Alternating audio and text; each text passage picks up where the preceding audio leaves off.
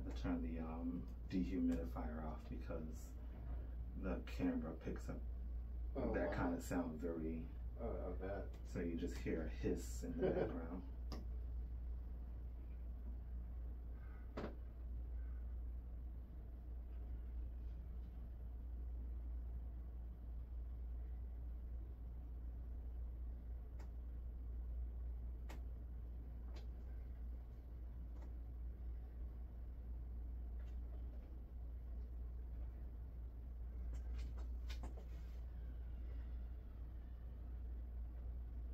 How's the pressure? That's good. It's close to my limit. Not there, but it's close. Like I said, if there's ever too much, let me know. I've had several people cry, so I won't take it personally.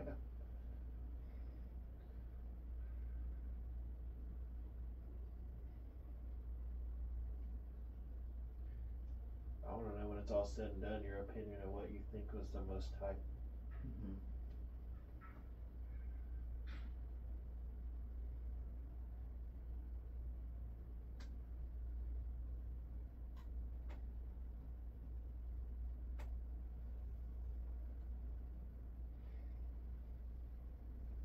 Yeah, a few people puke in my years of training. Yeah. Not a lot, but some people, they don't act, they look okay and they're like trying to fake it, you know? And then 2 minutes later they're like, I have to puke. Yeah, I've seen some videos on TikTok of people doing that and they just suddenly pass out. Yeah. I'm like, hey, you have a poker face. You look like everything's okay and you're performing everything properly. Sometimes it's just cardio issues. Like, people don't have good cardio, so you start doing a lot of movement, you're like, I shouldn't have ate that much food this morning. Yeah, I try to be careful with eating and cardio. Oh, it will get you. I once pooped my pants at 24 hours. No way. Yeah. Luckily, it was after I had come from work, so I had a spare set of pants. Yeah. But it was on the elliptical, and then I went to the bathroom, and then as I was leaving, I was like, oh, I have to fart. So I stopped to fart, and it wasn't a fart. That's hilarious. It's like, well, I'm going home. Yeah, it's like, I did not know that could happen.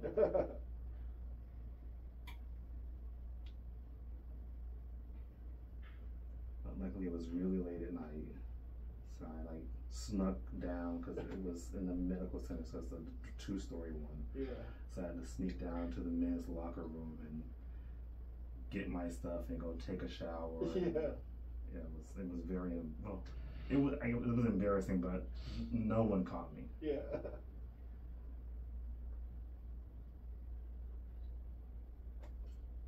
I think had it been around 5 or 6, I would have just canceled my membership and just never gone back there.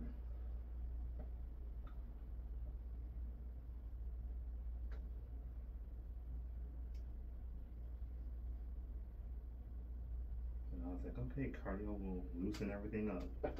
Yep. Yeah, sometimes I have some training people that are like, I need to use the bathroom. Train this couple of splash. Like, I told you not to do that this morning. And then I had a friend who made a client poop himself after doing too much abdominal massage. Oh my gosh. That's crazy. I think he said he did it for 30 minutes. I'm like, yeah, I forget what they told us, how long in school, but that just seems like way too much. Yeah. And the client tried to run to the restroom, but he didn't make it.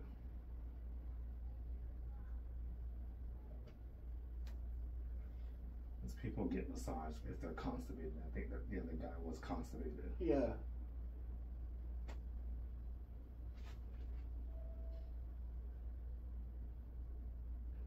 But I've only ever had 2 people specifically ask for massage for constipation. Really?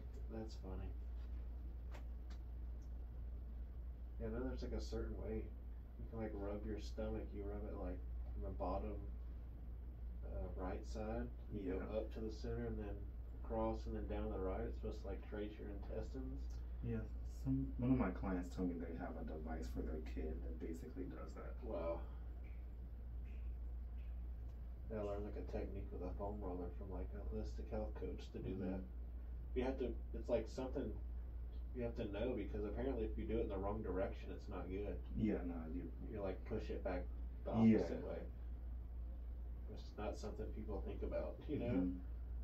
So some people just lay on the foam roller and just. Yeah, I'm trying to remember if it's clockwise. I know how to. I can think physically do it, but yeah. I think it's clockwise. I was having to imagine visualize it. Yeah, it's clockwise.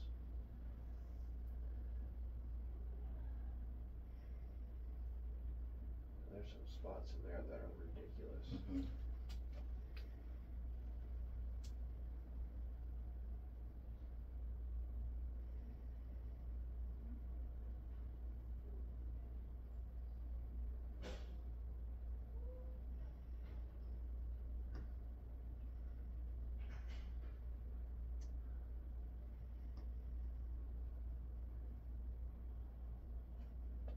My wife is like always on the computer, and she does a little bit of workout and stuff. And she works on the computer like 10 hours a day. Yeah. And on our honeymoon, she kept waking up in the middle of the night because her forearm was hurting so bad, and it was like radiating up to her shoulder. So I found like a really good massage therapist. We were in Colorado, and they did like a 45-minute session. It was expensive. We were in Breckenridge. Yeah. And I told the lady, like, you know, to focus just on her forearm and shoulders and neck. And for the rest of the honeymoon, she didn't feel nothing. I was like, see, that shit works. Like, some people think, like, massage just, like, does nothing. Yeah. That kind of blows my mind. Well, a lot of people get massage just to relax. Yeah. Because they're stressed out. Yeah, I've had that. My boss, when I worked at a gym, bought me a membership to like it wasn't Massage Envy, but it was something like that. There are a lot of there's Hand and Stone, Massage Heights, and there's one called Elements. Is there a Honeybee or something? I think so, yeah. I think that's where I went. I mean, like, it was just a relaxing massage. Yeah, my traps up there are ridiculous.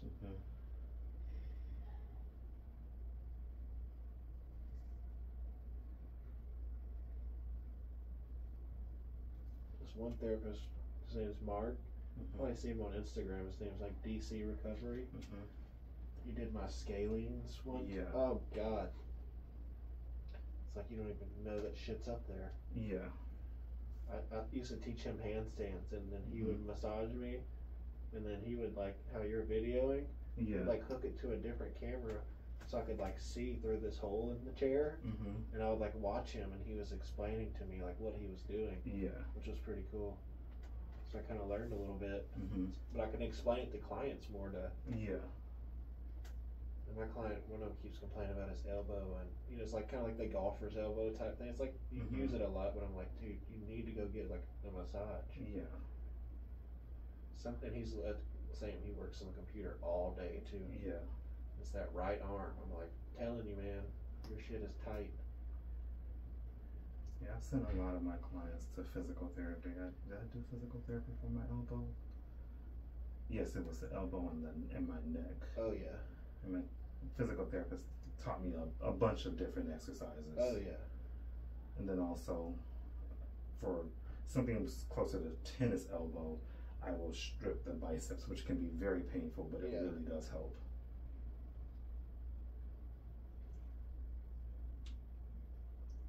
People always look at me like I'm crazy when I say, oh yeah, I do this to myself all the time.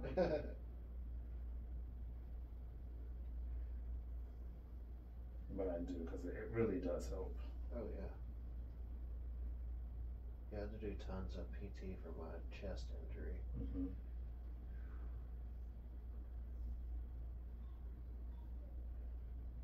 With this PT, her name's Teresa. She's like almost 80 years old. She's like, where is she from? I forget, I'll remember, but man. No, she's from Poland. She is amazing. They call her Mother Teresa.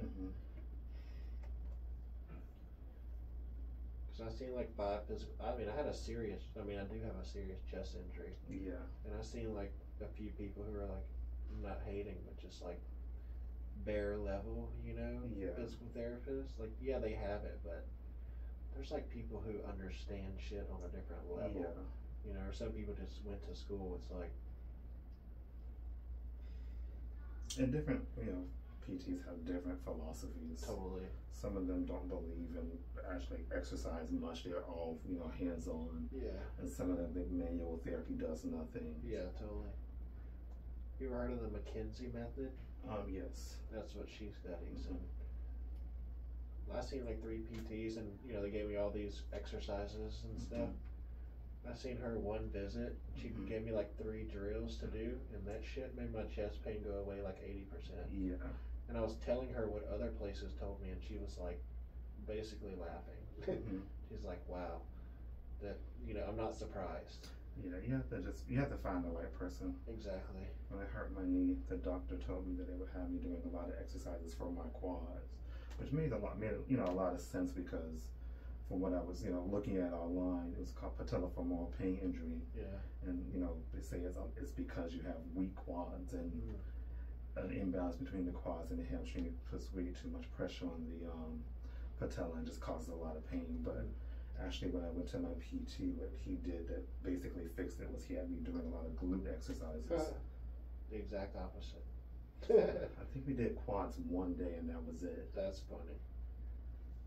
Yeah, see, it's like these dudes have me doing all sorts of like chest and pec stretches, and the shit that made my chest feel better was stretching my lower back and my upper and my neck, everything in extension too. So just doing neck extensions and lower back extension made my chest feel better. Yeah. It's like, what? That just showed. Once that happened, I was like, holy shit. 1, I don't know enough, and 2, the body is fucking insane. Yeah, things are always intuitive. I always tell people that I took a class a few years ago and learned that if your toes don't contract in the right way, that it can cause low back pain. Wow. And then I was working on a client and I was talking to her about it. She's like, "Oh yeah, my husband, he had to do PT a few years ago for his low back pain. They actually had him working on his toes." Right. That's crazy. Yeah, then you're gonna go to somebody and they're like, "You need to do this for your, like some other, nothing to do with your toes. It's gonna be like something with your back." And just because you're hurting somewhere doesn't mean that's where the pain is coming from. Exactly. Like at first she was like, "Yeah, you need to do like basically like a upward dog's cobra style movement." And I'm like, "For my chest? What the fuck?"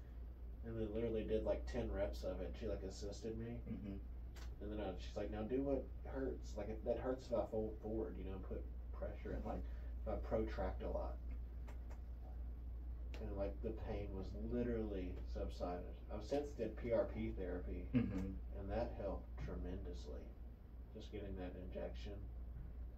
Yeah, a lot of people they walk around in a protracted state. Oh yeah, and I do calisthenics and gymnastics, so they like it's like a pretty shape in gymnastics is protraction. Yeah. You're like push-ups and all this stuff. Yeah. So it's kind of overdone in gymnastics. Holy, is that my QL? Where is the QL? Yeah, that's the bottom portion. That's of the where you QL. just touched? Yeah. Whenever I had a deadlifting injury a few years ago, someone I know, he did like a little assessment on me, and he was like, said my QL locked up. That's what, like it wasn't my back, it was my QL was like so seized. Well, the QL is different people call it say it's in a different region. So yeah, some people say it's a hip muscle, some people call it a low back muscle, some people even call it an abdominal muscle. Wow. Because it what is it? I mean it goes from your rib up to your spine, down your spine, and then onto your hip. Wow. So that's why different people will say, "Oh, it's a back muscle," because it stabilizes your lower back. Yeah. So if it's paralyzed on one side, you actually can't stand up. I couldn't stand up. I was like folded in half for like 5 days. Yeah. And there's this like side bend stretch I was doing with my squat rack, where you twist all the way to the sides and you put your left foot over your right. It's basically like a big side bend. That was the stretch that made me like feel that. I was like rolling around in my computer chair for literally like 4 days. Yeah. and I could I look like the hunchback. It scared the shit out of me. Mm-hmm. So I'm like, I don't know if I want to deadlift heavy anymore.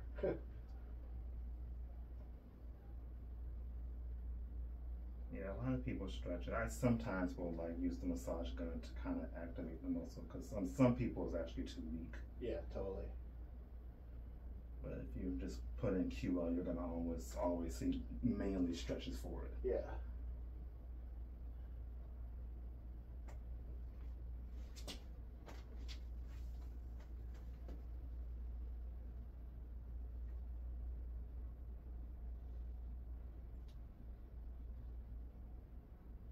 My wife's like 7 months pregnant, so she's going to get a massage tomorrow for the first time. Yeah, I know a few people who do pregnancy massage. Something about some Bradley method. I've never heard of that. No. Maybe that's what it was. I don't know. She does chiropractor, and they're going to do it there. Mm-hmm. A lot of stuff is like someone just modifies something a little bit and says it's their own complete. Right, yeah. So sometimes you'll talk to someone like, oh, have you ever done this? And they're like, no. In fact, I worked at a chain spa, and one of my coworkers was asking me if I did a particular technique, and I was like, no, I've never heard of it. Yeah.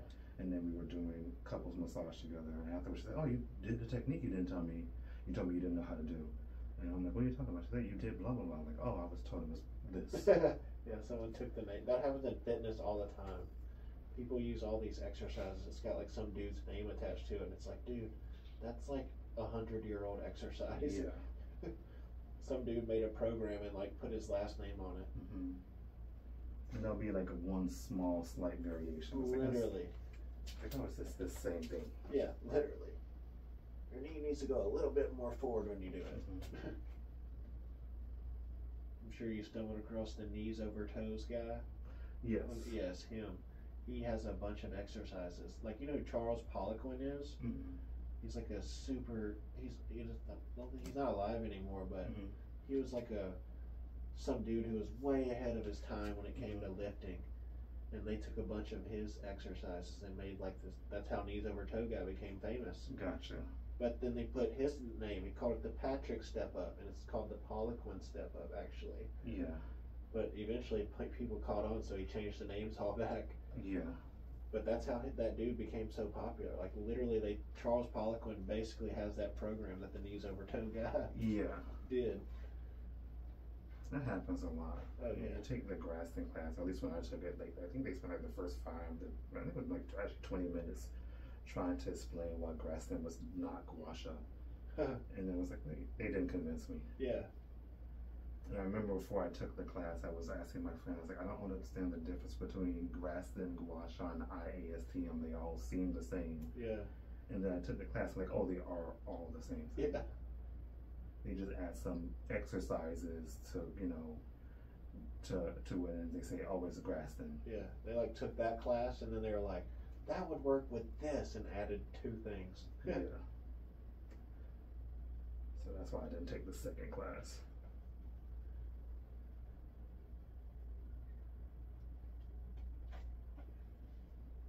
This is just Guasha, that's all it is. What is Guasha? Where is that originated? Asia. That's what I figured. And they've done, scraping in the West before. So a lot of stuff has been developed by different people at different times, over and over again. Like cupping. Yeah. Most cultures have developed cupping at some point. Yeah, that guy DC. Have you seen him on Instagram? I think so. Yeah. I just know him through like exercise and stuff, and he does fire cupping. It was a very cool experience. Yeah. Just the warmth of it was cool. Mm-hmm. Like that was it. Like I liked the warmth. I was like, that's pretty cool. I mean, the cup is a cup and suction is suction, but the heat, I was like, yeah, that's pretty cool. Yeah, I don't do it. I feel like that would just take too much time. Yeah. So if they don't catch somebody's hair on fire. Yeah. I did see a video of someone, I guess he put a blanket on someone, and I don't know what was on the blanket, but he set the blanket on fire. Oh God, you can imagine using some oil or something. And then was like hitting them with like a broom or something. Or some kind of instrument. It's like, bro, we went viral. This is not how I thought it was gonna happen. Yeah, I put it up as a story. So this is what I want to do to people who don't, you know, bring their payment. Yeah. You've had that before? Yeah, and now everyone has to pay before they totally. Yeah. they book.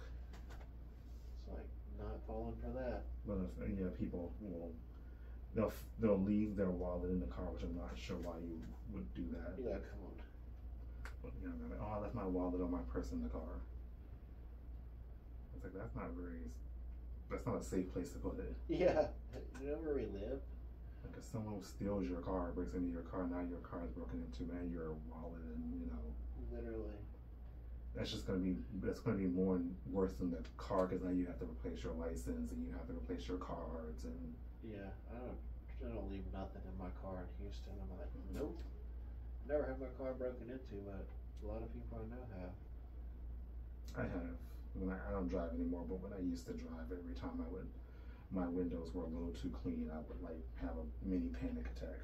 Yeah, right. Because I would just instantly go back to the day where they broke my car, broke the windshield and stole not the windshield, the driver's side window, and stole my laptop, which was my fault for leaving it in a backpack. Yeah. Yeah, if I have a backpack. Sometimes I just go to the gym and I have a backpack. I got like a towel and clothes in there. I'm like, I'm gonna get my window busted, they're gonna steal this shit, and it's gonna be a fucking wet towel and stinky gym shorts. This was years ago, and it was a $1,200 laptop, back in like 2008, so $1,200 in 2008 money. Yeah, it's like mother. It was 3 days after I got the laptop too. Damn.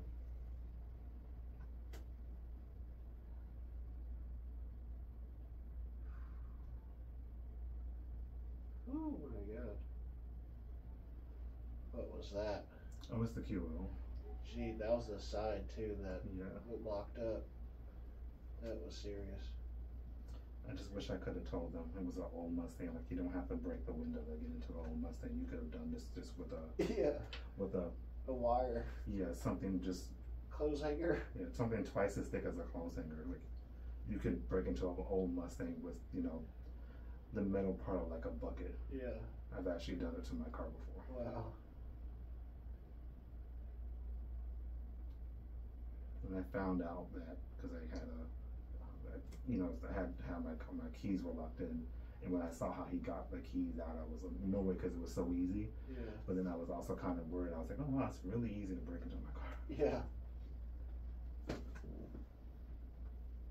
One time I was locked out of my house and my brother was with me.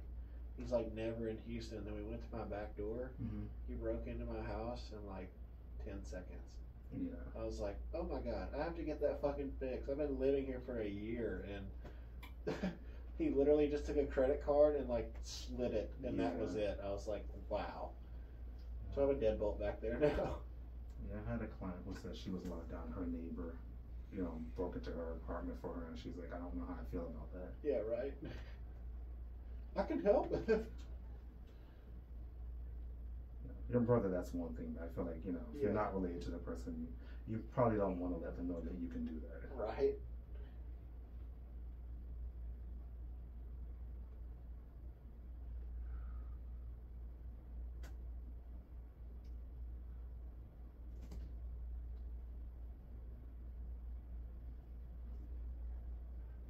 Do you feel tension? Let's see. Find your ribs. Here we go. Your ribs are a little higher than I would expect. Do you find tension right here? Do you feel tension here? Not too intense. Okay, that's good. It's the same muscle. I find that people feel tension on the top where it connects to the last rib, then it's very tight. Yes, that bottom part was bad. I just had to like exhale.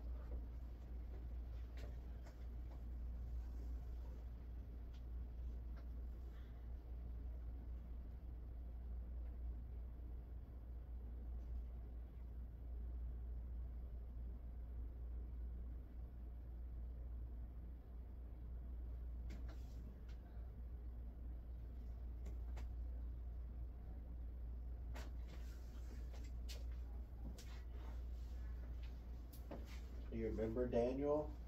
Well, I've worked on several Daniels. His name's does CrossFit. Mm-hmm.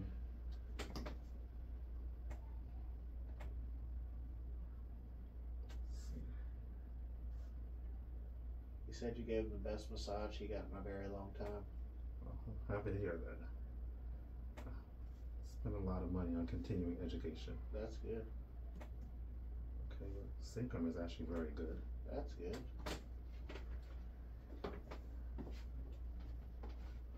Can't move my head too much. Your head? Yeah, I have my 3D camera on, so I have to. Oh, I got you. I forget that. Your phone does 3D? No, I have a camera that I bought years Okay. ago. They don't even sell them anymore because it wasn't very popular. But I forgot that if something moves in 3D too quickly and it's not you, it makes people nauseous.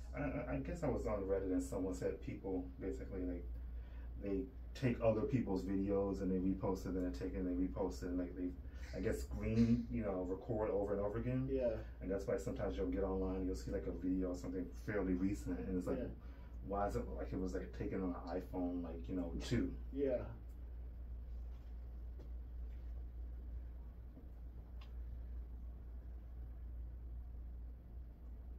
But the reason I do the 8K is that so if I want to zoom in on something, it still looks good. That's a good idea.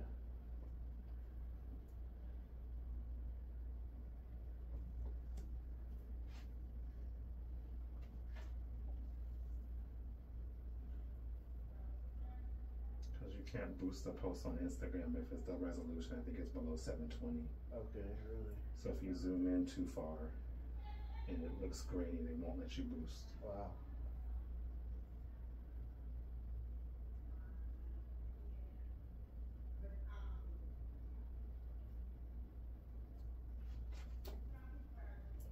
If it was this, more attention though.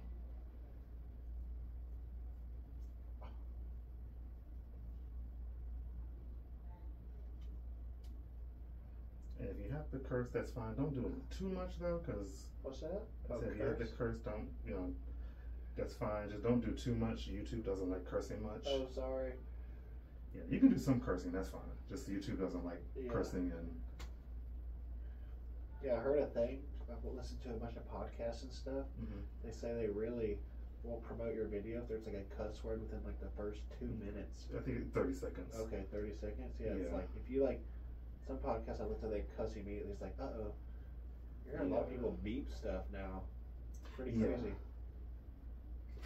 All of my videos they have to be manually approved by Google. Really? Yeah. Why? They always should say my videos are not for people under 18, and they're not. And most advertisers won't want to run an ad on it. So it's not true. Yeah. So I just, whenever I upload a video, I have to submit it to be manually reviewed. Wow. And then they manually review it and they say it's okay. I've only had one video where they were like, no, we won't run ads on this. But everything else, I just have to, and they do it twice. So basically, I'll upload a video, and they'll say, actually, people under 18 can't look at this. Yeah. And then I'll, appeal it, and they'll say, we changed our mind. Then if I change anything like the title or, the thumbnail, they'll say, actually, you can't run ads on this. What the? Then I'll, appeal again, and they'll say, okay, we changed our mind. So sometimes it takes about a week just for me to, if I upload a video, for it to be finally approved. Wow. It's pretty frustrating. Do you ever do like videos where you're doing it and then like voice over and say what you're doing? No, most of this what I'm doing is for Instagram. Yeah. So I've done a few of those on Instagram. I don't like the sound of my voice on the Okay, I got you. like when I do the voiceover. Yeah. Get that AI bot. Yeah, so maybe if I massaging did the that. trapezius. Yeah. So I have, like I did one fairly recently. Maybe I guess that's on TikTok and Instagram.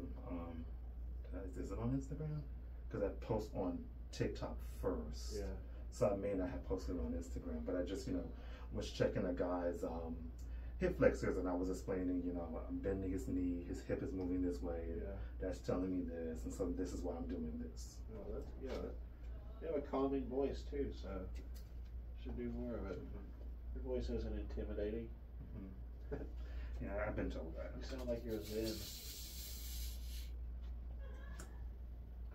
It's happening to me. This happened last time. The dude said it always happens whenever something about when you lay face down, your nose gets stopped up. Oh yeah, because the face presses on your sinuses. Wow. So that's everybody. If you can like find a way for that not to happen, you'll be a millionaire. Yeah, right. Well, I asked him that last time. That was that dude Carl. That's the last massage I had. I was like, dude, this happens every time. Yeah. I also don't do the voiceovers because people have like very short attention spans. Oh yeah. So it's like I don't want to put in too much effort. Yeah. And then they put it on TikTok and only like 300 people look at it. Yeah, right. What's funny is like I've done like a lot of educational stuff and all that. Mm-hmm. And then one time I posted a video where I was standing on top of like a Swiss ball. Mm-hmm.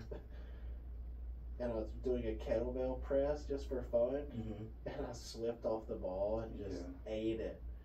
And I posted it just for fun.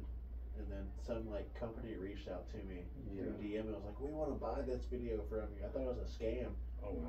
But then I actually did it. I made like $1,200 from it. Oh wow. Yeah. And then I just forgot about it. Like they actually like bought the rights to the video and had like put it, you know, in the caption like this is owned by whatever. Yeah. And literally like 6 months later, my phone starts blowing up. Mm-hmm. Have you ever heard of Fail Army? Mm-hmm. It's like they literally have. Oh, like, I think yeah. Yeah, they just post like fail compilations. Yeah. There's like 20 million subscribers. I was on the thumbnail of their video. Oh wow. And the video was in there. I was like, I was literally the face. It was like workout fails 2013 or something. I'm like, wow. And then it was on Snapchat one because I guess they just once they buy it, they just try to like put it everywhere. Yeah. And then a year later, people are like sending me this Snapchat story, and I'm falling off a medicine ball. I'm like, that's crazy. Yeah, well, I guess if they own it, maybe you won't see it forever because I see videos on YouTube shorts that I saw like 18 months ago on TikTok. Oh wow. And it's like a different person, so people just constantly just take the video and re-upload it, or I'll see something on Instagram and it's like, oh, that was on TikTok like a year ago. Yeah, it's like, I don't know, they're doing that too, but they literally, we got a $600 direct deposit one time, literally forgot about it, 8 months later got another one. I was like, I was in college too, it was like the best thing that ever happened to me. I was like, this is amazing. Yeah, people love those. People love seeing people fall on. People like seeing, like muscular guys in pain. Yeah. So I had someone complain on one of my videos that the guy, I was going too easy on the guy. Oh wow. I want to see him scream. Yeah. Even though in the video the guy asked me if people, cry when I do this, and I said yes. He said, well, I'm about to. People like the pain faces, that's what they call it. A lot of guys go on YouTube and they make a lot of money just getting overly scraped, like way too much. Oh yeah, I've seen some of that. I'm like, that is not good. But you can make a couple $1,000, if you're a really muscular guy. Yeah. I mean, I don't know if it's worth it for like the fact that you are injuring your body. Yeah, literally.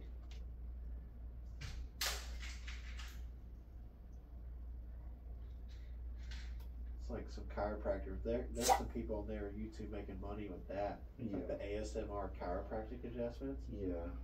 I actually used to go down that rabbit hole at night on YouTube when I was going to bed. It's kind of relaxing. Yeah, some people watch my videos for that. I don't do ASMR. Yeah. I looked online. Apparently, you have to have certain equipment. Oh, I bet. Because I've had a few people complain about the sound of my video, and they don't hear the sound of massage. And so I looked at some videos that people were massaging people, and I was like, yeah, that's not natural. Yeah, I think some of them do like sound of like these. I don't know. They edit it or something. Someone told me it's like a compressor or something, but there's a specific piece of equipment you have that like amplifies that particular sound. Because if I'm massaging your back and I'm hearing shh, shh, shh, like that's not normal. I would probably send you to a dermatologist. Yeah, bro, you need some coconut oil. But whenever I look at like the statistics, people, there's some, what do they search for? It's something called sleep stream. Okay. That comes up a lot, and so I guess a lot of people watch my videos to go to sleep. I don't understand it, but I was like, okay.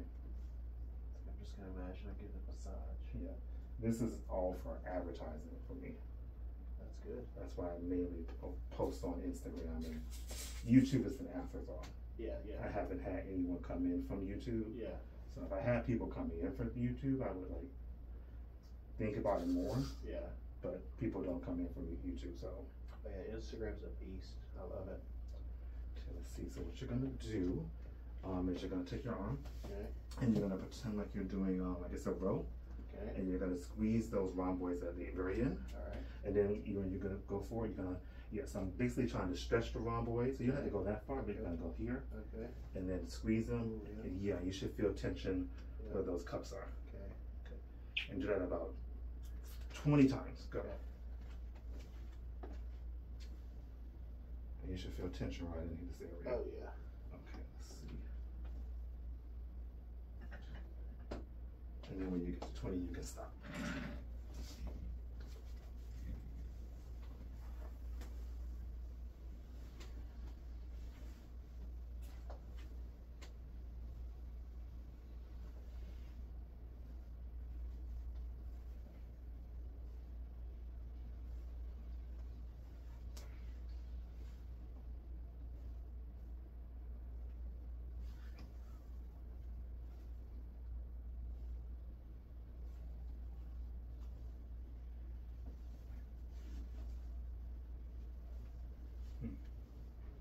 I just heard something.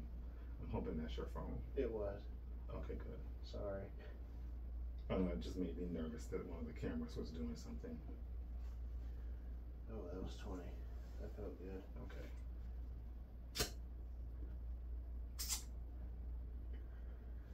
One of my clients finally bought this. I've been telling him to go to Central Market and buy this New Zealand Wagyu grass-fed ribeye steak. And he finally did it. He just cooked it. He sent me a picture. Yeah. I was like, how was it? Because I hyped it up so much. Yeah. It's just like super high quality steak. You eat meat? Yeah. Like, yep.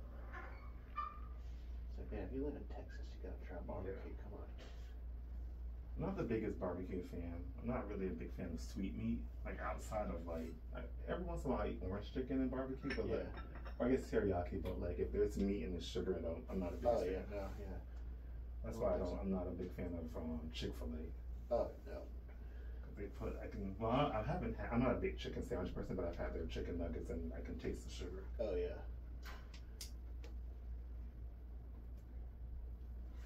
You ever ate at Truth Barbecue? I haven't heard. Ooh. It's like the #3 barbecue in Texas. It's like near the Heights. Okay. Is that Truth? Yep, the brisket is the Truth.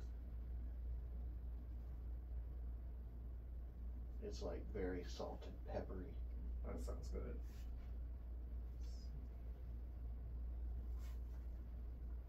Ooh.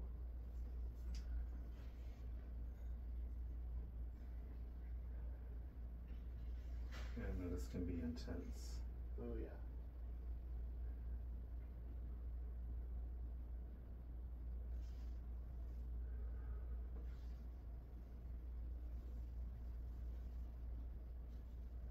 I should have bought one of my scraping tools. Let me see. I'm trying not to get into my sleeve.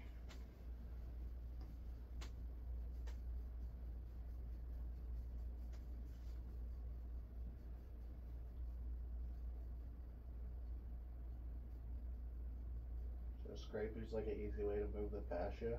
I just feel like you have a little fibrosis. What does that mean? It's just like extra bits of fascia that have like just kind of your body healed incorrectly. So if you feel like crunchiness, that's fibrosis. Yeah.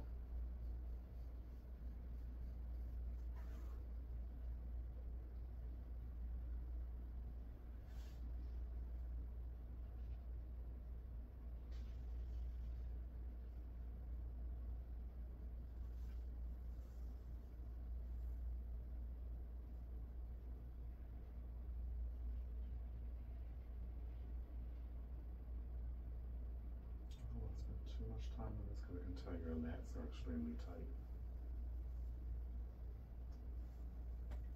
I did pull-ups today. I did like 85 before I came over here. Wow. Yeah, pull-ups are hard. Do you do any kind of special pull-ups or? Oh yeah, I did earlier this week. I did just a bunch of weighted pull-ups, 90 pounds added.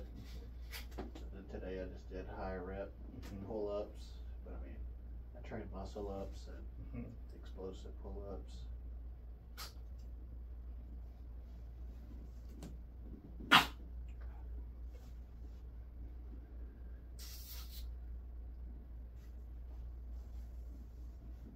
And relax as much as possible.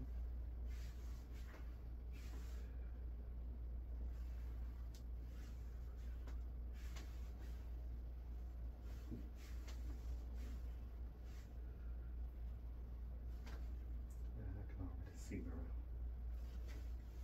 that release a little bit. That's good. So mainly your lats and a little bit of your serratus anterior. At one point, that thing so hard to get to fire. That muscle.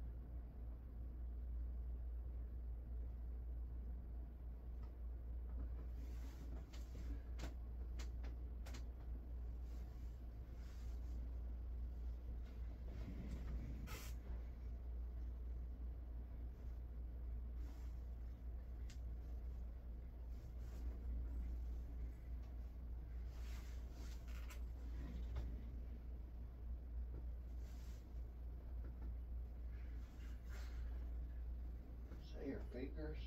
On my knuckles. Whew.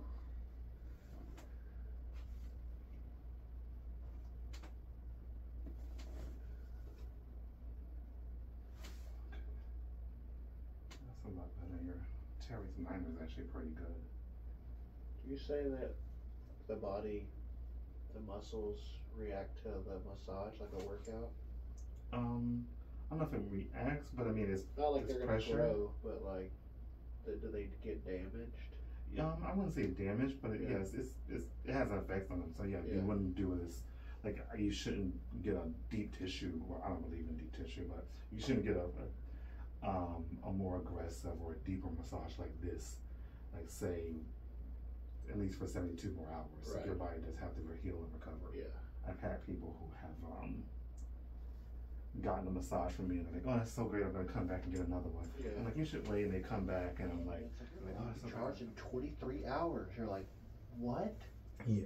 If you use your phone while it's on there, it starts going down in battery. Yeah, I had a charger like that. I actually had to. The only way it would actually charge my phone was if I turned it off. Literally, yeah, that's what I've had to do sometimes. So I was like, nah, I'm bringing this one. Because even if I had the phone on but didn't use it, it wouldn't charge, or would charge like 1% per hour. It's crazy. I used to have a phone by OnePlus, my last phone, and that one would charge. It was an insanely fast charger. Yeah. Like it would charge 50% in like 20 minutes. That's awesome.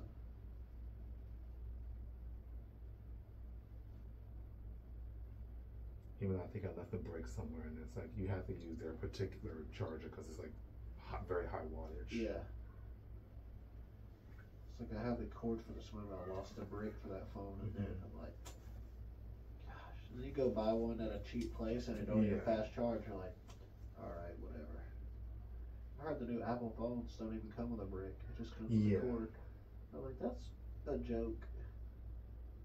Yeah, I think they're doing. No, did they do it? Yeah, actually the new Samsungs too. I mean, Apple does something and Samsung follows. I'm like, oh, okay. I guess that people are gonna put up with it. It's like they got to make their numbers go up next quarter. Like I think it was Apple who took away the headphone jack first. Yep. I didn't know Samsung did it now too. So you can buy their earbuds. Yeah, I'm like, I don't want wireless headphones. Give me old school wired, baby. I prefer them when I'm working out. Me too. There's nothing that pisses me off more than working out and the headphone gets caught on something. Yeah, I've done that on the elliptical before. It's like getting your pants getting stuck on like a doorknob as you're trying to leave.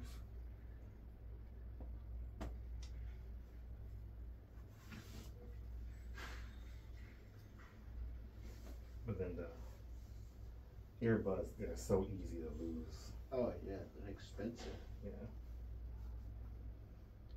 Which I guess is what they like. Then you can just spend, $100 every year on a new pair. Exactly. People won't spend $100 on a massage though. No. A lot of people will, but I had someone who called me today and I could tell he wasn't going to come in because he was asking me about a full body massage for 30 minutes. I could tell that he didn't want to pay much. Yeah. It's like, I'm going to work on each area for 30 seconds. Yeah. I could do a full body in an hour, but that's if there's like, I'm focusing on nothing. If they ask me to focus on one thing, that I really can't do a full body.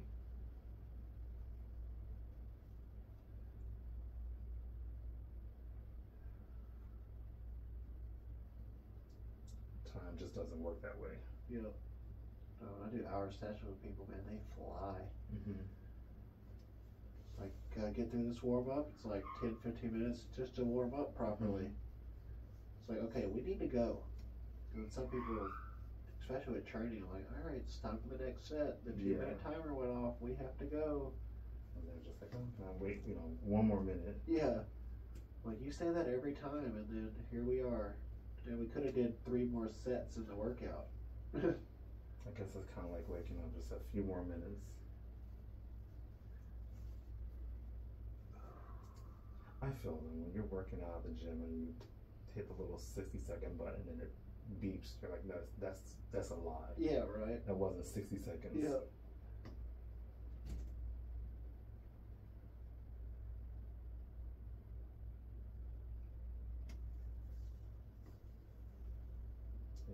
More fibrosis on this side. I don't know if you felt that extra crunchiness. I do feel something.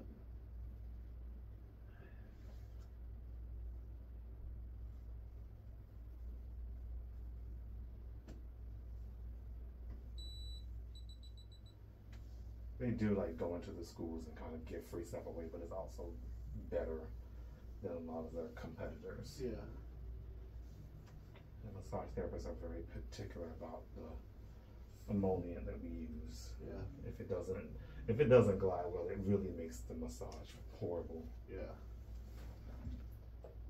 The last place I worked at, the boss wouldn't accept that the reason the sheets smelled bad was because everybody was using oil, and she didn't have anything to clean the oil well out the sheets. Yeah. But everybody switched to oil because she had bought cheap lotion. Yeah. And it really negatively affects the massage. Really? That's interesting.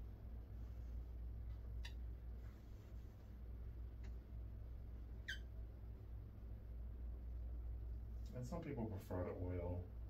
Some people prefer, lotion, cream. Yeah. And some people prefer massage gel. Massage gel is nice, but I've had a good experience with this Biotone cream, so I just use that. Yeah. Feels like it lasts a while. Yes, it does. Cheap stuff is not really worth it because you have to use a lot of it. Right. So you're like eating it out. It's like buying cheap toilet paper. Mm-hmm. It's like, bro, you gotta use half the roll Yeah. anyway. Just buy some Charmin or some good stuff. Paper towels too, bro. You buy some cheap paper towels, you'll use half a roll to clean up a simple mess or to dry your hands. You buy some Charmin, hey, you're in business. Yeah, the last thing you want to cheap out on is the lotion. Oh, I bet.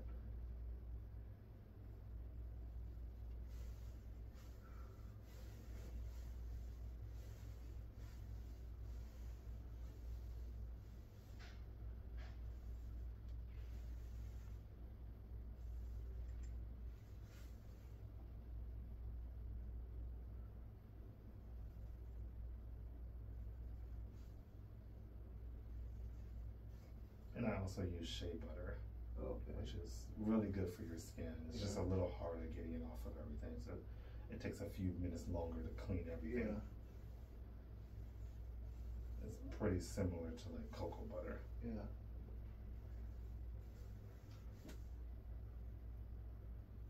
But most of my clients don't ask for that. And it's more expensive. Yeah, I bet.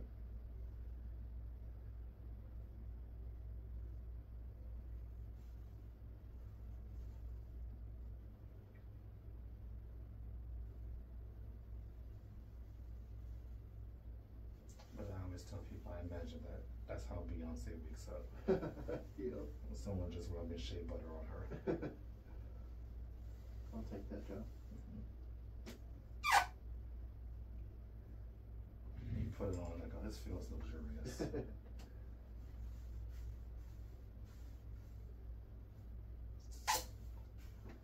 we have any. Okay, let's see. Yeah, no, here. You see, you can feel the difference from.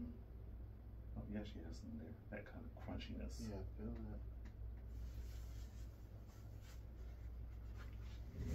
Most people don't, but I've had a few clients I can think, okay, you have some fibrosis and E-flats.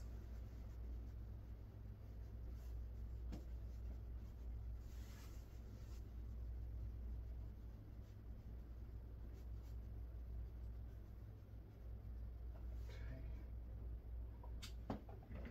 Just kind of move around, tell me what you feel, if you feel anything.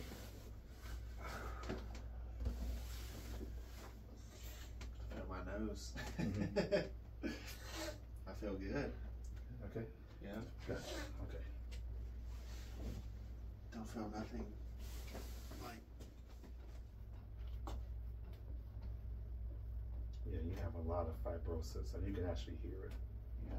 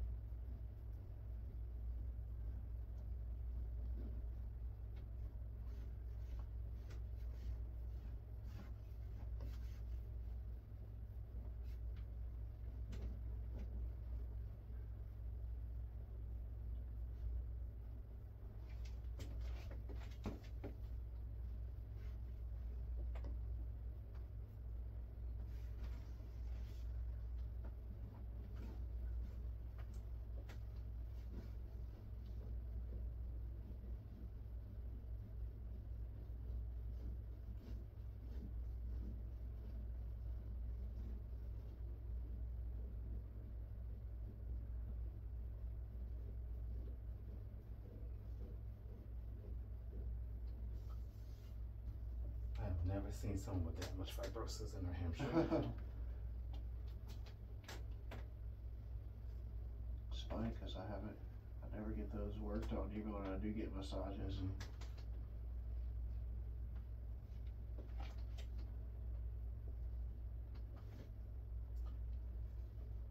Well, hamstrings are very important. group of muscle when it comes to low back pain. That makes total sense. A lot of people have overly tight hamstrings and then weak glutes. Yeah. So I touch their glutes and it's like, cotton candy. Yeah. And then I touch their hamstrings and it's like a rock. Oh yeah. And they're like, oh, my low back hurts. I'm like, yeah, I'm pretty sure it does. Yeah.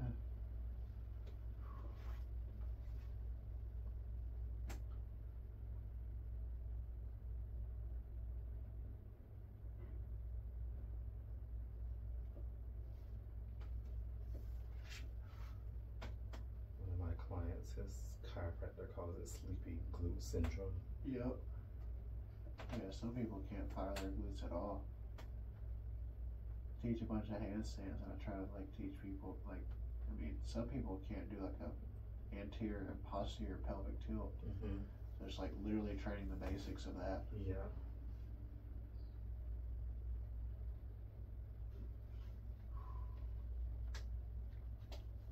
My physical therapist just had me literally start by standing up out of a chair without using my hands. Oh yeah. Which I didn't even realize I hadn't done forever. Right. And then after a session or two, I think he introduced bands to it. The second session we did that, and then afterwards he started having me do single leg deadlifts. Oh yeah.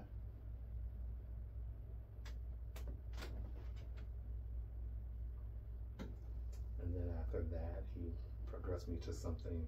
I don't think it was a pistol squat because that was just coming up out of a chair. But it looks similar to a pistol squat. Totally. But I would kick one leg forward and then stand up out of the chair. Yeah.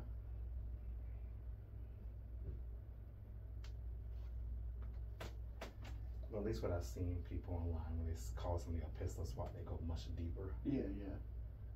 Your ass is your butt is on the floor. Mm-hmm. Close to it. Yeah, I saw that one guy on Instagram, he would do a pistol squat and then tie his shoe. His other shoe. Yeah. I used to do tons of pistol squats.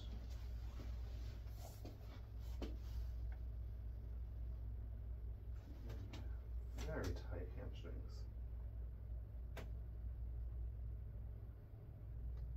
Whew.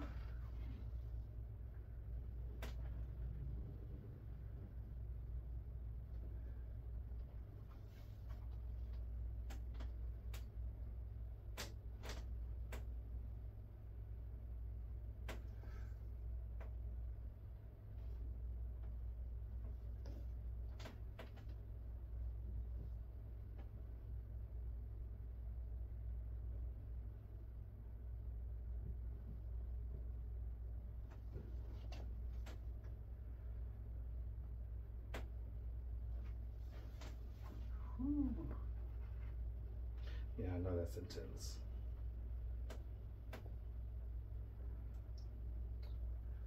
I know I hurt myself once at one of my coworkers. He was a lot smaller than me, so he got on the table, he walked on my hamstrings with his knees. Oh shit.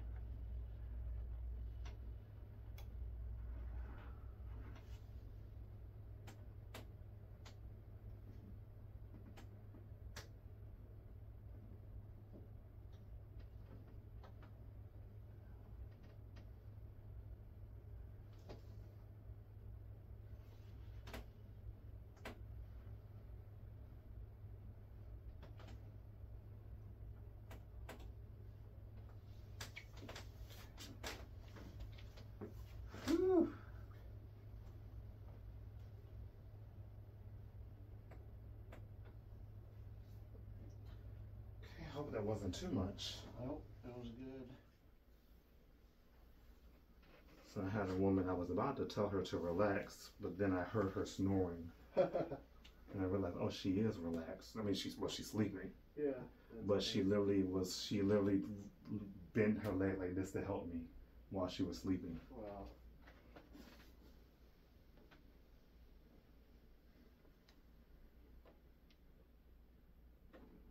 In the birthing class, we learned that this lady had a baby naturally while she was in a coma. Oh, wow. And her body just birthed the baby. It's pretty crazy. Yeah, I didn't look into the comments or get those to the video, but I think I saw a video on the, was it? No, it was on Reddit. Cause I don't know if they would let this on Instagram or TikTok. A woman, the baby just kind of fell out. Wow. I thought it was like a baby doll, and it was like a joke at first. Until like I saw some of the comments like, "Oh, that she just gave birth." Like that's crazy. Someone said it's very rare for that to happen. Right. But she was just standing up, and it just came out. Wow. It was a very big baby too. I was like, I don't understand that. Yeah. Apparently, my neighbor was in labor for 36 hours. Oh wow. Then her husband, he's a client of mine. Mm-hmm. His sister told me like they were up there, for like 24 hours, and she was still in labor. Mm-hmm. So he was gonna go home and like get him some snacks and stuff like that. Yeah. And he fell asleep at home. Oh. They couldn't get a hold of him for hours. Dude fell asleep for like 8 hours. And he woke up, the baby was born. Yes, literally. I'm like, oh my gosh. My wife would kill me. Yeah. Gotta have that phone on. I'm like, bro, what? I just could not let that happen, Gotta have the volume all the way up. He's like, I'm tired. Mm-hmm. Your wife is in there just struggling.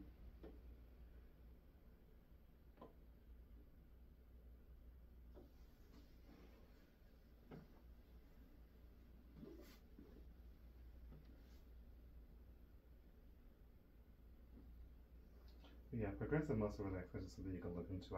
I went to YouTube and I typed in progressive muscle relaxation for athletes because a lot of it is more energy, and I don't have any problem with that, but some people don't want to hear the universe and all that kind of stuff, and a lot of it's like for relaxation, but I try to get people to do it not to relax but to actually like feel their body, feel the muscles contracting. There's like a technique with stretching. It's like contract and relax. Oh yeah. Mm-hmm. Like you're supposed to contract, stretch deeper, relax, then contract the muscle, hold it. I forget there's because of like PNF. Yeah, there's PNF. I think PNF is a type of because there's like several different ways to do it. I was taught it's like PNF. Protagonist. Yeah. PNF was it proprioceptive neuromuscular facilitation. That was what I was taught in school. Yeah. But I later found out that is just one type of contract and relax stretching.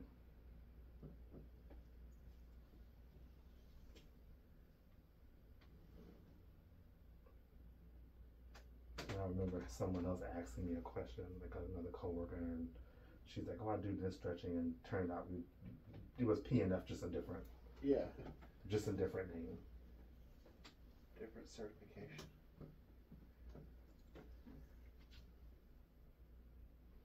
But I think personal trainers tend to be more familiar with PNF. I've seen a few personal trainers doing that on YouTube.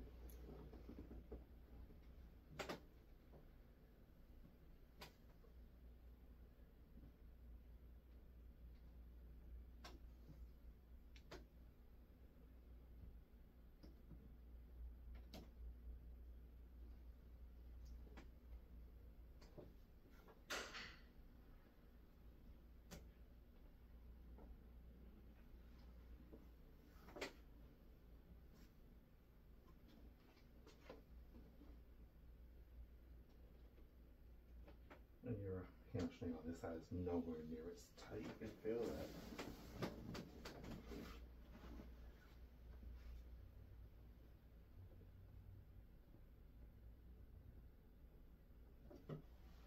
Like the pain level on the other side was like 3 times as much. Not that this was not painful.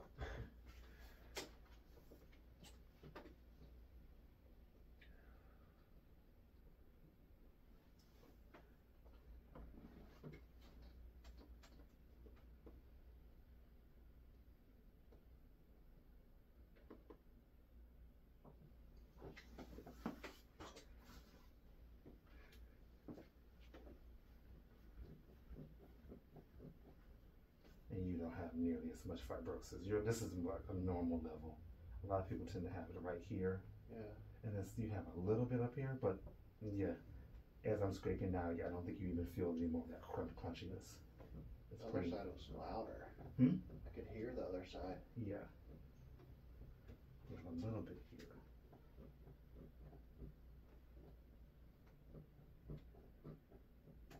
Yeah, actually right there. It looks like you walked into some poison ivy.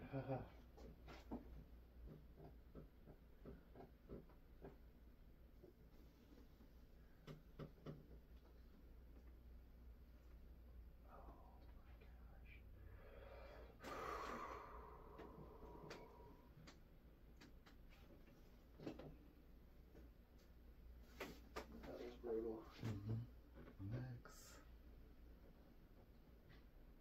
And actually you can stretch your quads aren't, and hip flexors aren't as tight. So you can go all the way down the other side, Yeah. but it's just roughly right about here.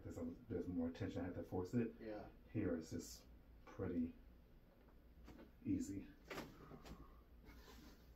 first pose. Yeah. It's just kind of hard to see and relax as much as possible.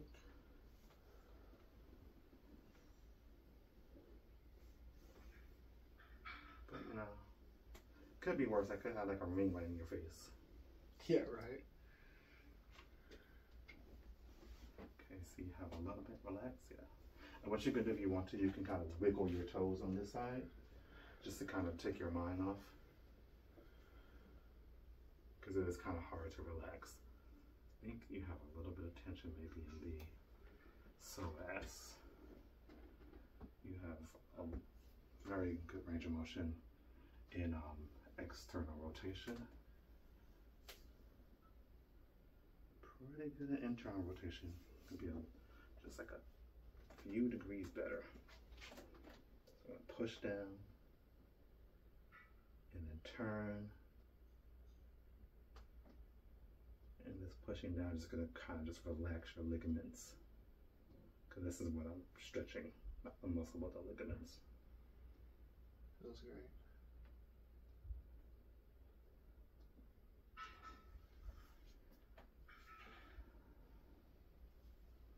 You don't need too much external rotation.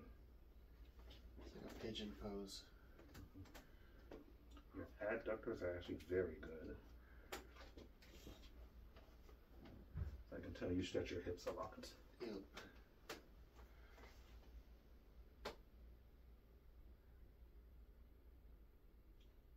Like this hip on the other side only raises up very slightly when I'm stretching this side. Like you were doing my hamstrings. I have good flexibility in my hamstrings when I do like pike stretches, but you can still be tight. Yes. And flexible, right? Yes. Just because you're flexible doesn't mean your muscles aren't tight. Yes. That's good to know. You can have, you know, really good range of motion and still have a lot of tension.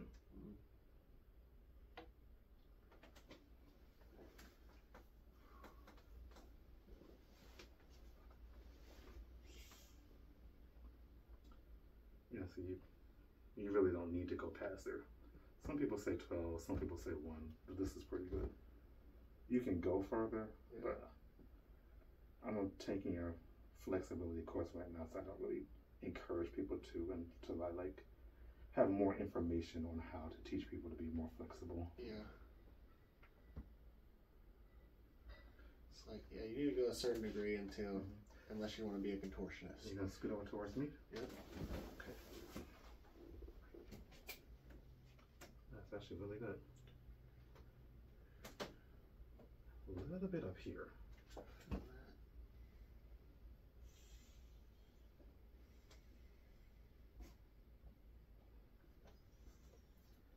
Your wife is gonna think you walked into something.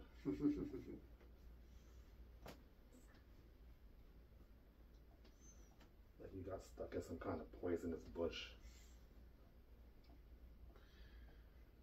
Massage.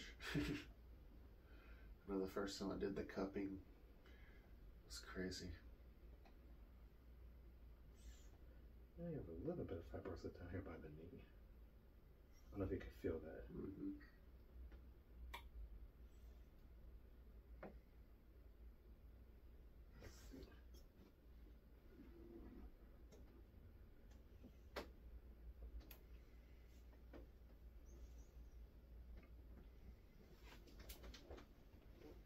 this arm over your head.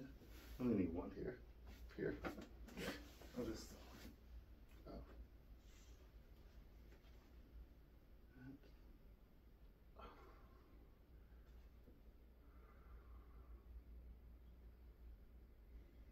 Work on this iliacus. Trying not to work the psoas in the abdomen unless I have to. Because there's a lot of, organs up there. And I actually don't know where your spleen is.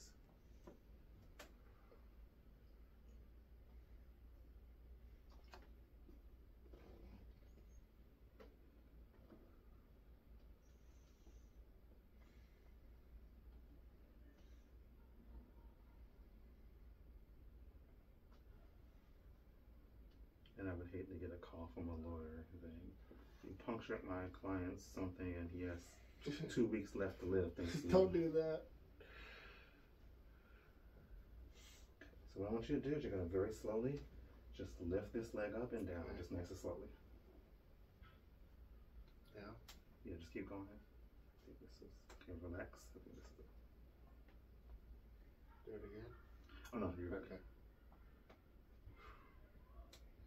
I was just having you flex your hips so I can find the hip flexor. But by the look on your face, I think I did find it. Mm-hmm.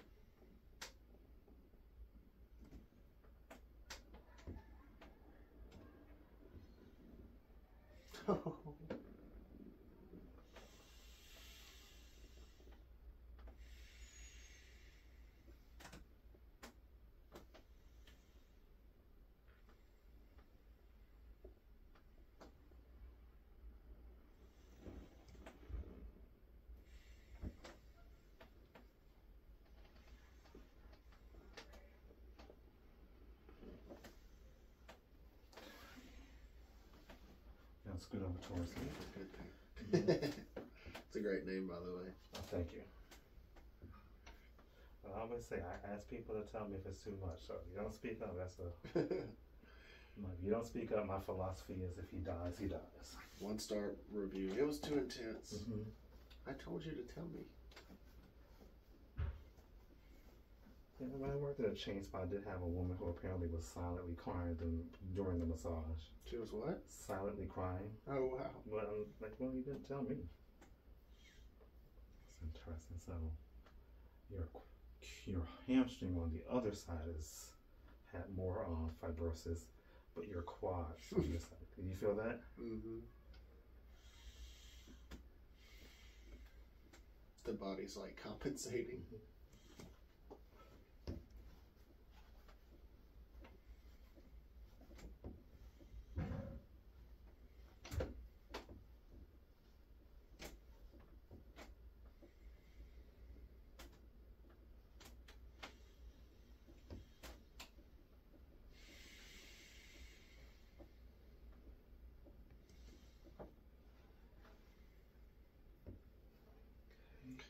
Someone asked what that feels like. Tell them it feels like getting your tattoo shaded. That's exactly what that feels like. Like I have one tattoo. It's right here. Yeah. It's tiny too. Mm-hmm. But when they did the outline, it didn't hurt, and then he shaded it. Yeah. It's just that constant back and forth and back and forth. Yeah. Oh, eventually it was like 10 out of 10 pain, just from like just over in the same spot. Just like eventually you're just like rubbing it raw. Mm-hmm. Like couldn't imagine getting a big piece. I had this client. Mm-hmm. He's like so professional that I like kind of seen a tattoo on his back. I was like, "You have a tattoo?" He's like, "Oh yeah." It goes from his butt mm-hmm. all the way to his like right his collar. It's this huge piece, this big lady on his back. She's holding lightsabers, and it's insane. It's in color too. Yeah. It's his first and only tattoo. I'm like, a lot of people have tattoos. I have a friend who jeopardized her relationship with her family because she's Jewish and you're not supposed to tattoo your body. yeah. And she did it to get a tattoo of Mickey Mouse. She better be getting the Disney for free. She's the reason why I got a tattoo, because she's like one of the priciest women, like in a good way. But like she's definitely not like. If I ever saw her doing CrossFit or anything, I would just be shocked. Yeah. And I was like, if she can get a tattoo, I can get a tattoo. Yeah. Like she is the definition of girly.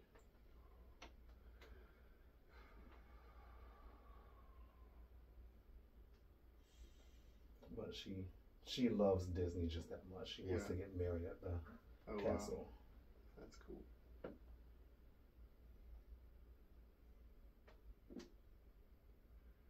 You know what Red Rocks is in Colorado? It's like a big amphitheater. They do like concerts there. That's where I got married.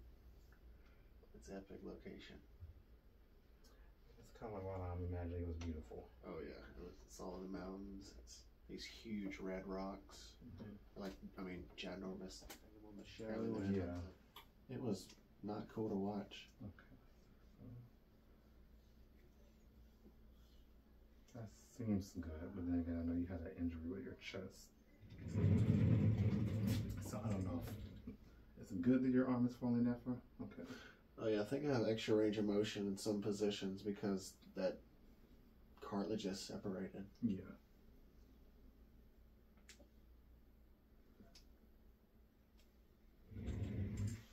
So you have more on this side than this side.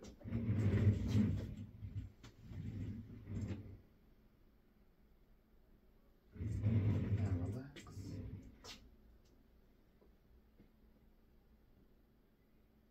You're good, but you can, I don't know if you can feel that just slight lift right there. That would make sense that you would have that extra range of motion there. Yeah, I feel like I have more shoulder flexion than normal people just from having that separated.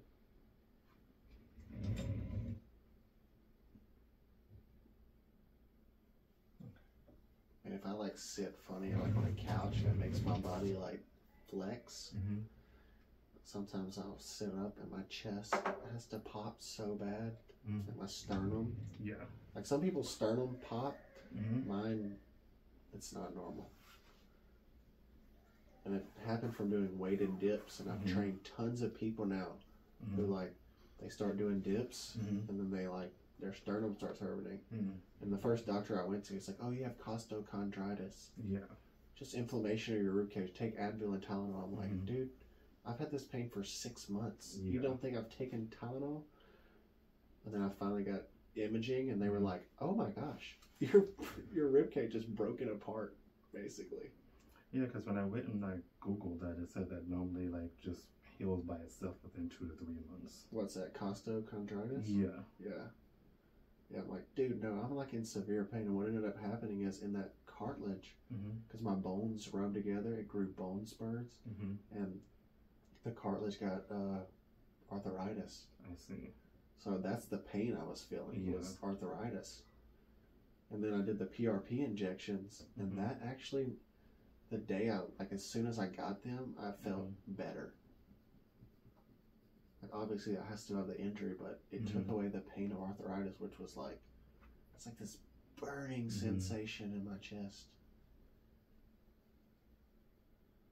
Like I had to stop training people for a while because like I would, like demoing exercises hurt so bad, and I didn't know what was going on.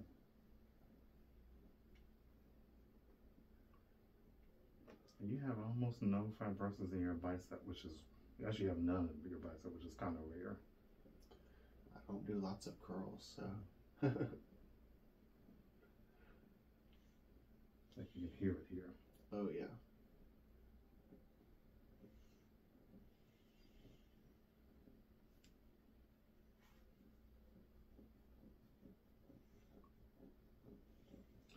I'm happy you're married, because if you weren't and you went on a date with this right here, I think she would be like, yeah, I don't know what that is, but we're done. Yep. Take some Tinder profile pics right now. Mm-hmm. He's got muscles, but he's got rashes everywhere. Yeah, like, is that what monkeypox is?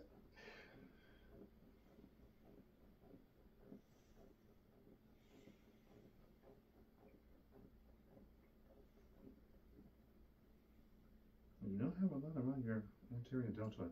This is where most people have it. From here to here.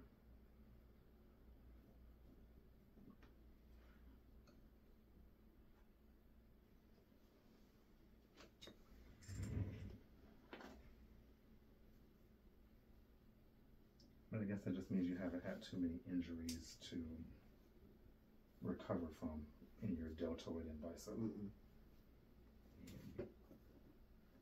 If I've had any injuries, they're like on the back side of my shoulder, rotator cuff. Well, this is also one of the rotator cuff muscles. Yeah, it's tight. You're better than most people, though. Like, you barely arched your back. That's good.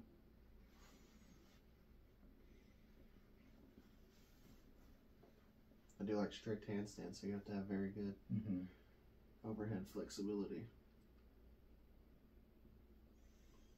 Yeah, I work on a lot of people who I'm like, yeah, if you do overhead press, you're gonna be arching your back a lot. They're like, yeah, when I do it, I do arch my back a lot. It's like, that's why. Some people come to me, they're like, I can do a handstand, but I can't do it straight.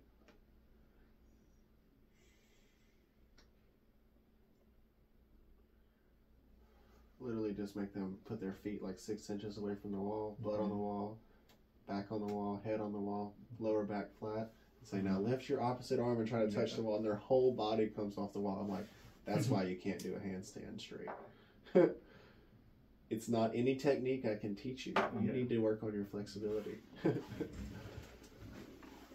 I think some of this is coming from the infraspinatus.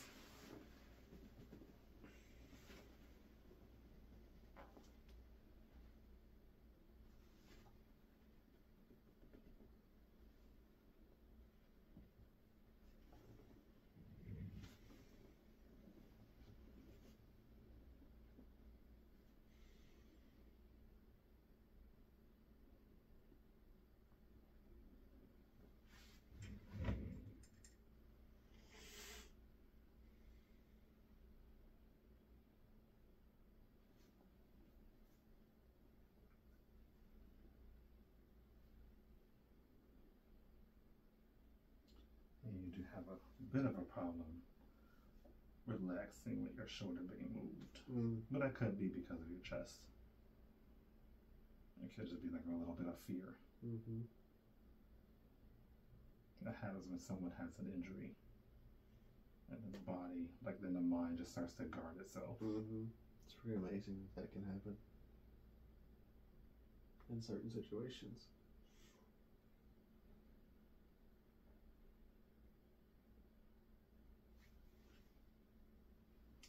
It's like, yep, nope, we're not doing that movement.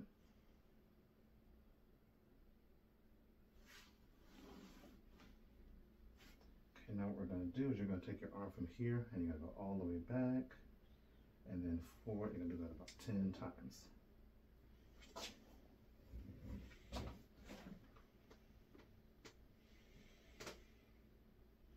Nice and slow.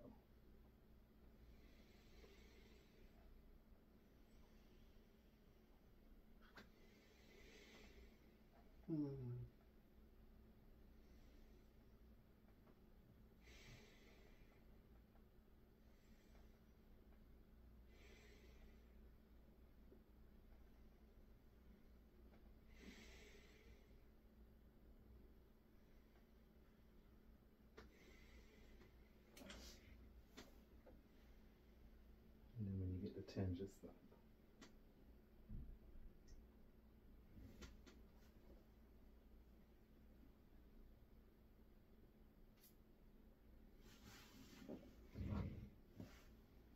And relax. I think you just work elastic because that's pretty good. Let's see. That's actually really good right there. That one was brutal. Oh my gosh. I felt that. Well, you're lucky you have that thing with your chest, so I won't be able to, won't do any cupping. Because people have not responded well to the cupping. Yeah, I was told about that Polish lady. She's like, if you ever get a massage, you have to tell the person that you have this. Because somebody could hurt you. Yes. I was like, noted. She even told me to quit. She's like, honestly, you need to find a new profession. She's like, well, I mean, when I went to because I had to go to Memorial Hermann and get CAT scan, CTI, and MRI and all that stuff. And I went to a cardiothoracic surgeon. They were going to put a plate in my chest to hold it together. Oh, wow. Because they said they literally only seen that in patients who have been in severe car accidents. Wow. Like the trauma from that. But I Googled it, and the only other people that get that are gymnasts. I'm like, That makes sense. Yep. It's like when you're on the rings and the dips in that bottom position, it puts so much stress. And I've trained so many people now, after they do dips, they're like, I felt something in my chest kind of yesterday. It's not popped apart yet. I'm like, dude, be mindful. Yeah. I'm so thankful that happened to me at this point, because so many people I've met. One dude I know, he was doing weighted dips, and that's what I was doing. And he told me one time at the park, he's an older guy too, he can do weighted dips with 135 pounds hanging from him. He's strong. Yeah. But your muscles are strong, but your all that little stuff. And he told me, he's like, man, my chest. And I told him, and he said he stopped doing that, and his chest has never felt better. I seen him a while back. I was like, that happened to me for a reason. Sucks it happened to me, but Now you can warn other people. Exactly.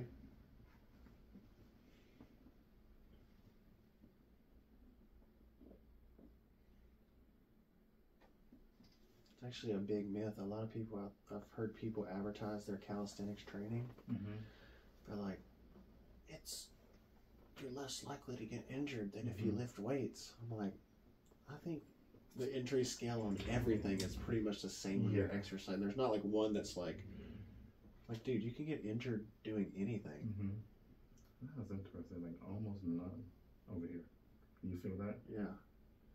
That's funny. It's like that. Up here. This is my weak side too, my left. So, which is weird. I don't know if that makes sense to you. Yeah, I don't know. Like I'm right dominant. Yeah. I guess if I go pretty, you have some deeper in there. Like,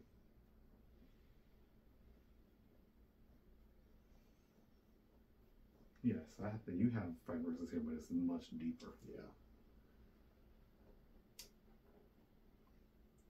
Remember correct, that means it's older. If I remember correct, that means it's older, like it's more chronic.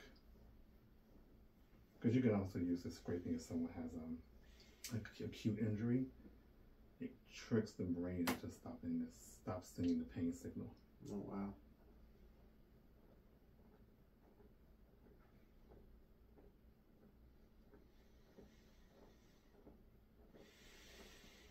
Yeah, because you just give me all the pain right now. It's like, okay, I'm done. I don't want to hurt no more. Pretty much. It basically overrides the signal that it sends too much information to your brain, and your brain's like, just fuck it. That literally feels like shading of a tattoo.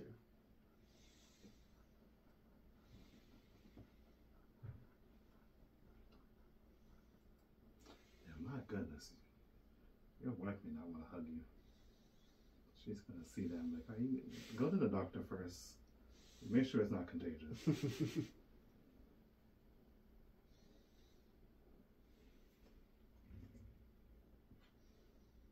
if I saw you on the bus like this, I would give you side eye.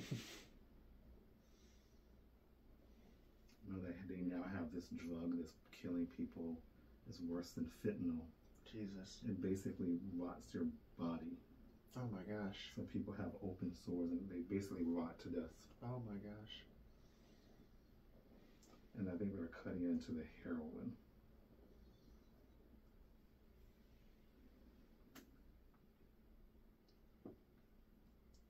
So if you ever see someone that looks like they're literally, they might be like falling apart. A zombie? Yeah. And they call it, I think they call it the zombie drug or something, but yeah, you look like a zombie.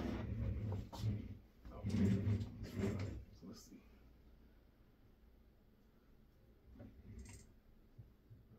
Yeah, see, you just had the fibrosis here. Before it was a little bit like this, now it's falling like that. I felt it.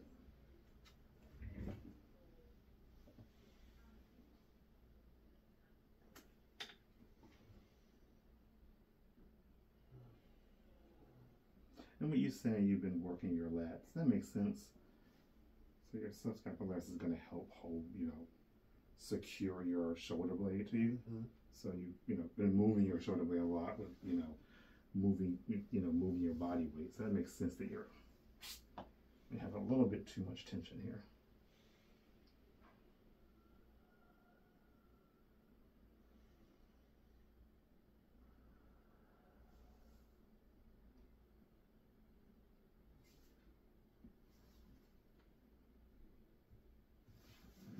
Because otherwise, upper body wise, you have a lot more range of motion than 90% of people I work on. That's good. Like I really have not had to do much other than a little bit of cupping just here, and that barely got to your serratus anterior. Mm-hmm. I barely had to work this serratus anterior here. A lot of people, I just have to spend so much time cupping it to get it, Mm-hmm. to get their shoulder to move.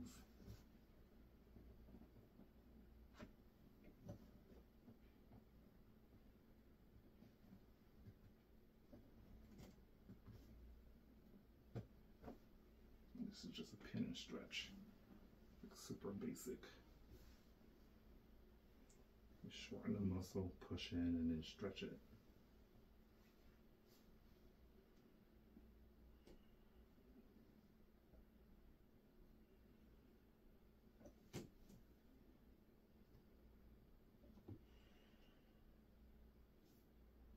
You're doing well with this. If you look at any of my videos and someone has their hand over their mouth while I'm doing this, they're crying. Mm-hmm.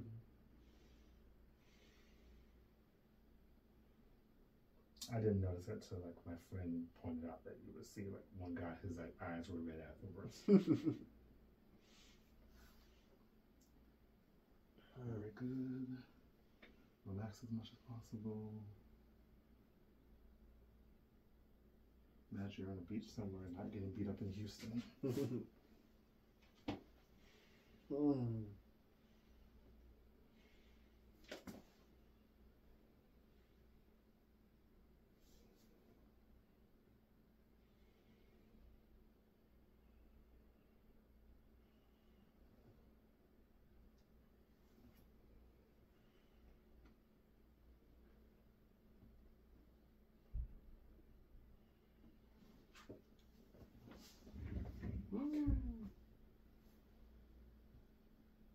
That's very good.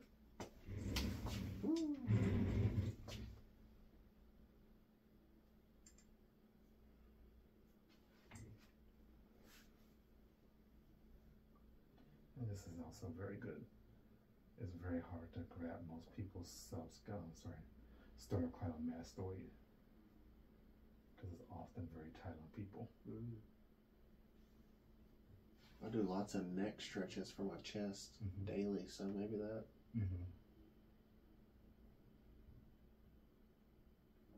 A lot of therapists won't work on this muscle. One, because they're kind of afraid of the area, but two, it's like such a hard muscle to actually get a hold of, especially when it's tight.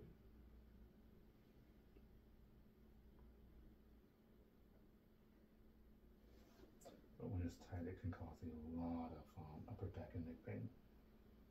Interesting. So a little tighter on this side.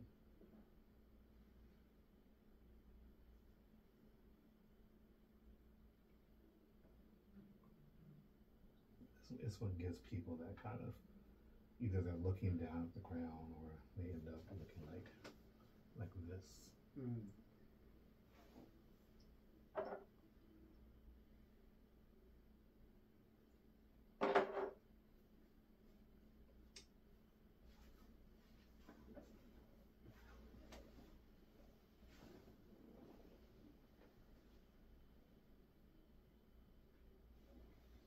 And this is just a trigger point right Yeah, here. it's brutal.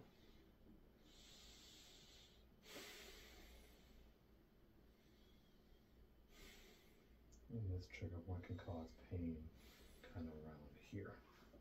They call it the question mark trigger point.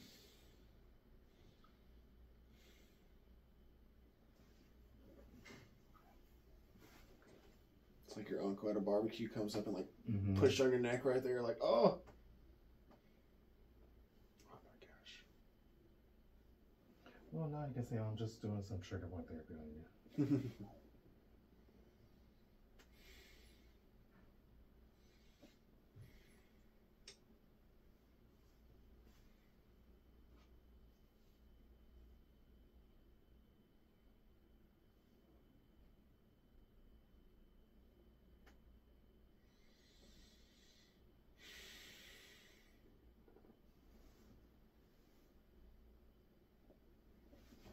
Relax as much as possible. Imagine you're back at Red Rock, Colorado, and you're not being beat up in humid Houston.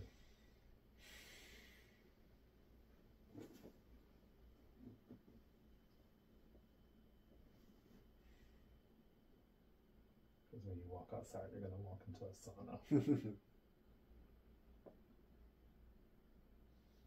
Mm.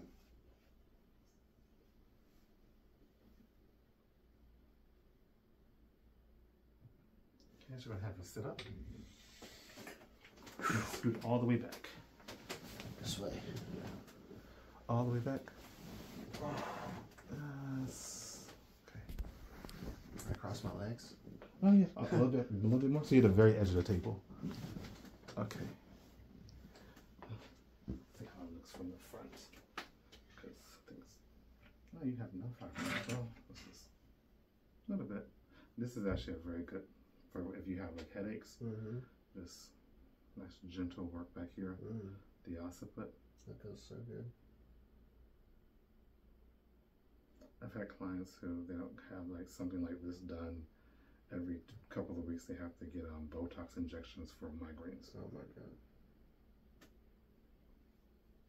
You don't have a lot of fibrosis. See if this cup is probably too big. Mm. How does it feel? Great. A little too big.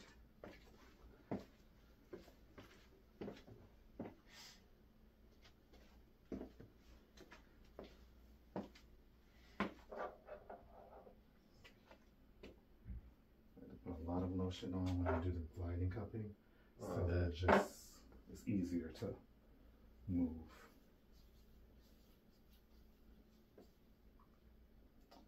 I also don't want to give you a mini haircut.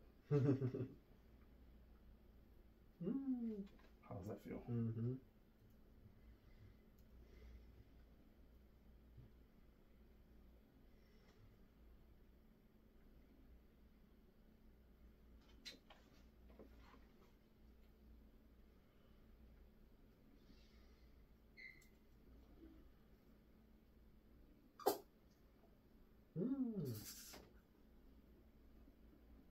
Yeah, I learned one technique I can't use where you just take like a toothpick or something sharp. I think technically you're supposed to use something called a Mortenberg pinwheel. Mm-hmm. And you just kind of scratch the person's skin and it can kind of help you find hyperactive nerves. Interesting. So you'll just feel like very gentle touch in a normal place, and I'll do the exact same thing, and all of a sudden I feel like I'm stabbing you.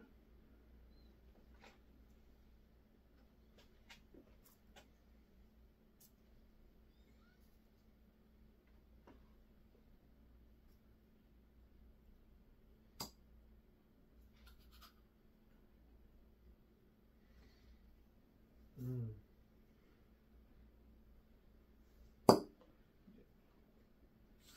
I'm just gonna do it on this trapezius. Don't wanna cut. Pretty much the first thing you learn in school is the endangerment zones, which are just the parts where there's really not, there's no muscle protecting the blood vessels and nerves. Yeah, where is that? So the front of the neck, the armpit, so not where I was working, but like directly into the armpit. It's like up here in your neck? Yeah, Here? so all this is an endangerment zone, so you gotta be careful. Not where you're at. You know. And like I can work here, but I have, you know, like what do my teachers say? If you feel a pulse, move away. But I can't feel with this cup, so would never cup the anterior portion of someone's neck, like directly into the armpit. Behind the knee is another endangerment zone. That makes sense, yeah. So is this the trap? Does it run all the way up here? Yes. Dang. Yeah, you can see it on the poster. It's literally. Golly. That sucker goes up there. Mm-hmm. That's why it's kind of funny. It would be hard to explain to someone without them thinking like a pervert, but because your latissimus dorsi has a relationship with the opposite gluteus maximus. Yeah. If you're having issues with your glutes, you may have issues with the lat on the opposite side, which can then affect the trapezius, which can cause a headache. So there are literally some people who have a headache because of their glutes, but it's like, how do you say that to someone? Like, oh I have a headache. Oh, it's your butt. Like, I don't buy that at all. Like,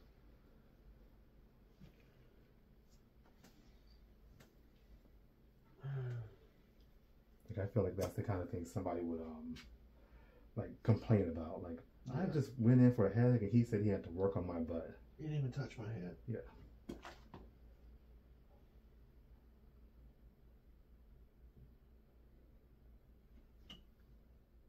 Okay, and then